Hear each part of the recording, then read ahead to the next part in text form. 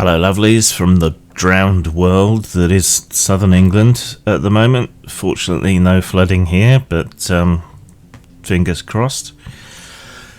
Today, we're taking a look at Into the Deep Wild, which is a set of 5th edition supplementary books for the Iron Kingdoms role-playing game in its 5th edition incarnation.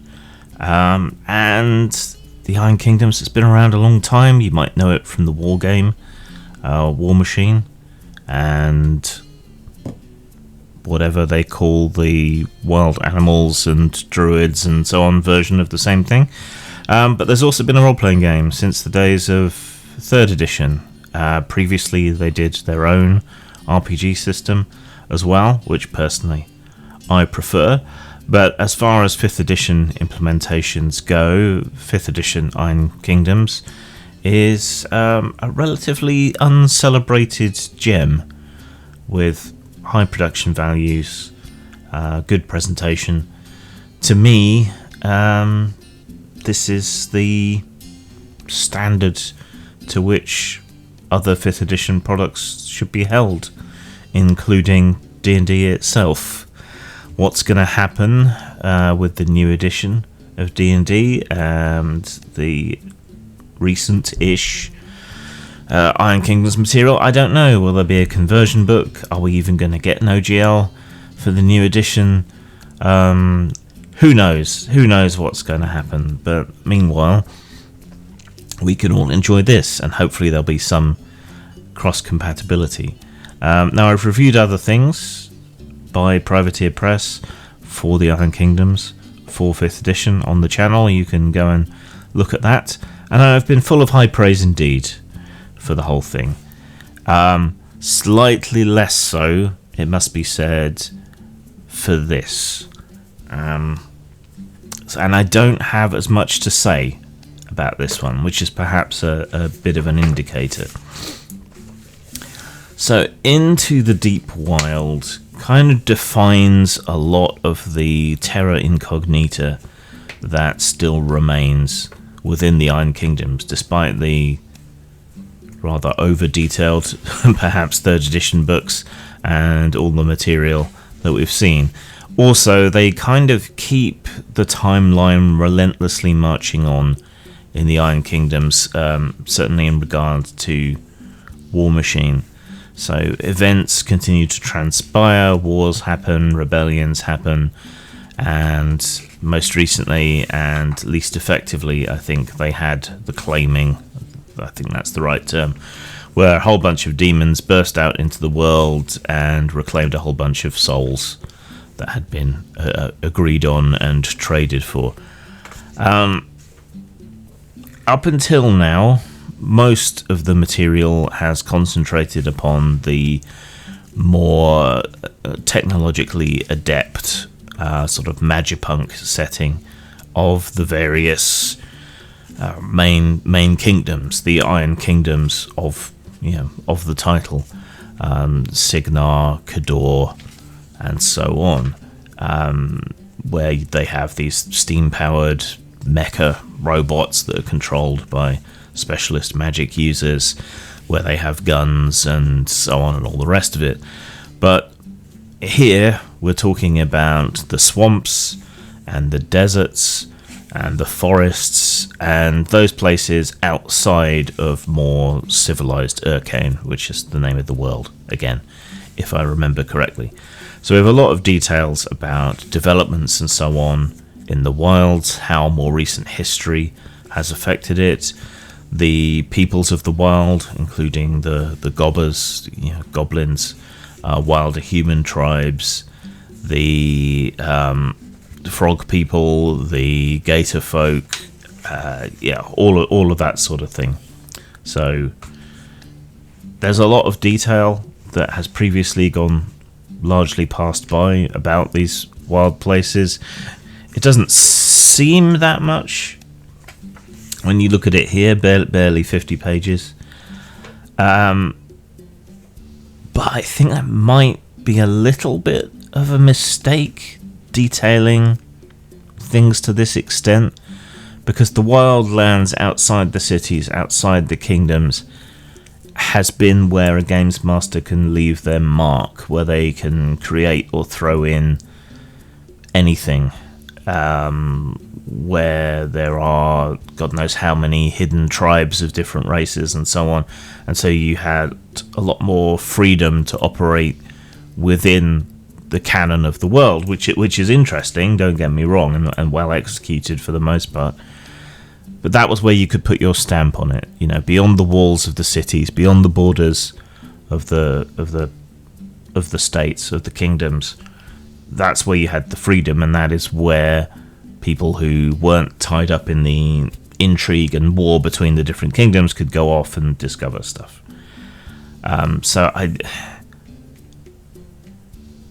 In broad terms, it was okay, but the way in which they've gone about it here, being a lot more detailed and talking about particular organizations and so on, and how some of these wild races and so on have begun to come together, I'm not entirely sold.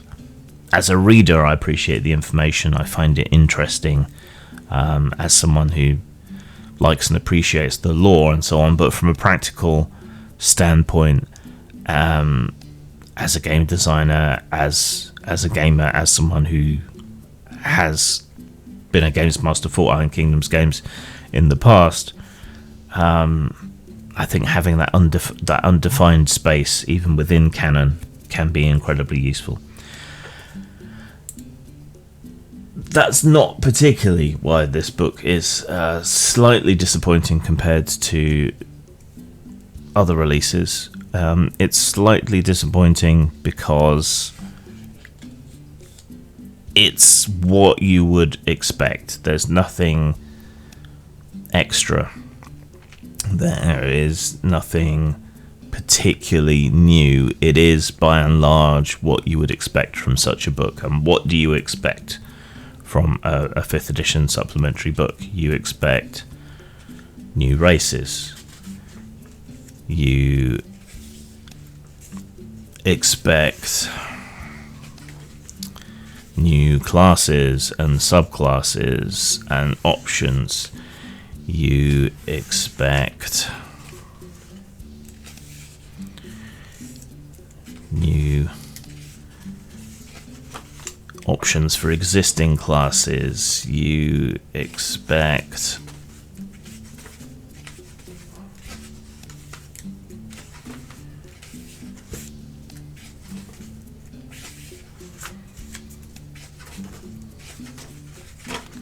new backgrounds, right? You expect new proficiencies and feats. You expect all of these kind of plethora of options, and while some of these are interesting and fun and cool, it's just that there's nothing truly additive here.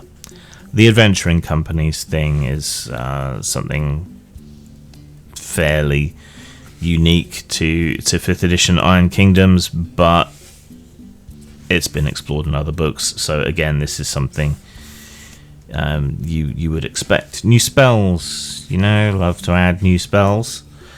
But again, that's something you would expect. New magic items, again, it's something you would expect.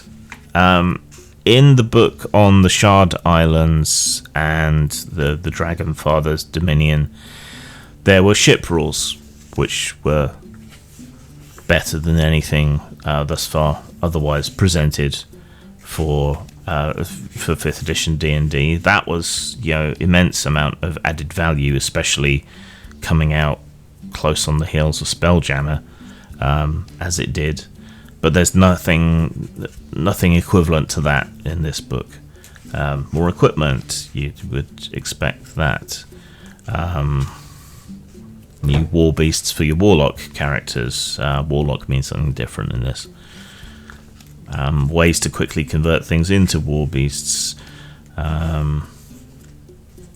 Options for various specialized beasts and so on. You get a little bit of guidance on wilderness adventures, concepts and so on. a few random tables, though like most 5th edition random tables, I tend to find that there aren't enough options in it, so that repetition rapidly becomes a problem if you have a remotely long-lasting campaign, and those are the kind I prefer for the most part. It doesn't particularly go into survival roles or resource management for survival, and that's, it's unfortunate. That's where this could have perhaps shined as a product. So I'm back to the Kickstarter, so that was several books. So the next one is Monsternomics expansion. Now, a monster book, you know exactly what you're getting, pretty much. And it's actually what you want, what you anticipate, what you need from a monster manual. So this wasn't a disappointment, because more monsters is what you want from a monster manual, and this does very much expand out the kind of creatures that you can get. So a problem I had with their own system, TTRPG, was that the monsters simply couldn't compete with a large party or a particularly experienced party. Even the really big and powerful creatures struggled with it. And the problem I have in D&D largely is that characters rapidly outclass minor monsters, so you don't get much use out of them, and then you end up throwing an unrealistically large amount of powerful characters and NPCs and monsters at them. And that is certainly a problem that is true across all versions of 5th edition play and of D&D play as a whole, frankly, to be honest. A horde of goblins rapidly becomes not much of an issue anymore. You also find that big creatures that are relatively low level are not impressive enough, but that's a problem with 5th edition and with D&D as a whole, the underlying system, that things rapidly become not even a remote threat. So that's not something I can really pin on the Iron Kingdoms. But we have a nice variety of creatures here, a nice and necessary expansion to monsters with a focus on the wilds, that we already have some monsters suitable for that. And so this is a very useful expansion, again on the right kind of theme. So we find plenty here, and plenty for each faction. So you already got bits and pieces for each faction in previous Monsternomicons and adventures, but the added material here allows you to throw in variety and sort of field commanders and deal with different situations while still pitting them against the same sort of faction. So it's a monster book, very, very good. No real complaints here to speak of. And as per usual, the last book in the trio from this Kickstarter is an adventure book. Now this is a set of smaller adventures. Each one's going to be maybe 1 to 2 sessions. I find published adventures largely to be a waste of time unless they come with some sort of added value. Splitting it into smaller adventures is good. It makes it much more easy to pick up and play for like 1 to 2 sessions, and have something as a filler if inspiration fails to grasp you. It makes good use of rules and so on from previous books in the series. There's a nice variety here, but for me the real value was in more specific enemies or the usage of particular enemies. So I have tended to view the adventure books as being more of an expansion to the Monsternomicon than anything else. And there are some half decent and interesting particular iterations of monsters in here. So yeah, named NPCs. The maps I find a bit useless because they're not to the scale you need on the table. Would be better for future Kickstarters if you'd include folding poster maps or something, but can't have everything, I guess. But to me, it's just not particularly worthwhile. Alright, so in terms of scores, I guess rating the triple release as a whole, style-wise, you can't really fault Iron Kingdoms. The artwork that they use is often reused from the war game, but when it's of such high quality, what is there to complain about, really? And it's not pastel colours.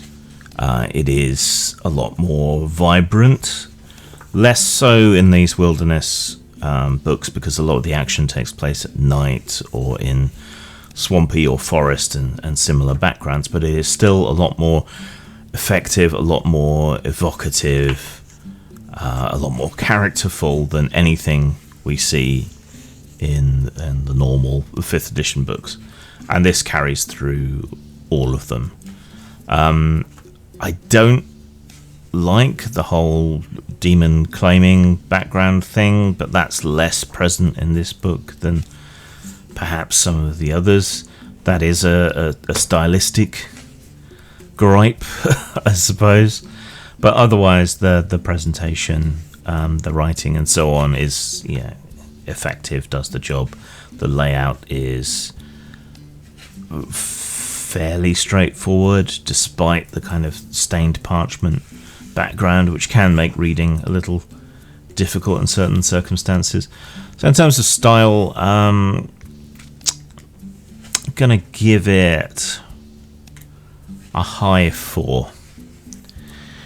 In terms of substance, I mean, in some ways there's too much substance in the main book, because I feel that it defines the wilds a little too much. In terms of the Monsternomicon, this is all substance, and in terms of the adventure book, meh. But that's a me problem. The real issue, I think, with this set of books is in the main book, in that it does not really expand upon the rules in an interesting way, unlike some previous publications have done. But it's got a lot of stuff that you will find useful, expansions and so on, but it's exactly what you'd expect. There are no surprises in terms of what it's adding to character options, and so on. Maybe that's a little too demanding of me, I don't know, but as such, I can only really give this series of books, a 3 in terms of substance. It would be higher because there's a lot of material in here, but that lack of a USP, that's what brings it down. So that's a high 4 for style, a high 3 for substance. So let's call it 4.5 for style, 3.5 for substance. So that is that's 8 out of 10, or 4 out of 5. So it's still a recommendation, but with some reservations, I think. And this is obviously largely, almost entirely, for people who are running Iron Kingdoms games. The Monsternomicon is useful for anyone and everyone, because you always need more monsters, and the monsters in the Iron Kingdoms are just generally better than pretty much anything else out there. So take that as you will. Just a slightly disappointing entry in the series, because it doesn't have that unique selling point, but even so, it scores that highly. So there you go. They do good shit and deserve more support and more praise, in my not so humble opinion. Zang. On a crazy whim, I recorded the almost entire 5th edition D&D SRD as an audiobook, and you can pick that up, pay what you want, on DriveThruRPG, or you can listen to it on a playlist on my YouTube channel, Postmortem Video.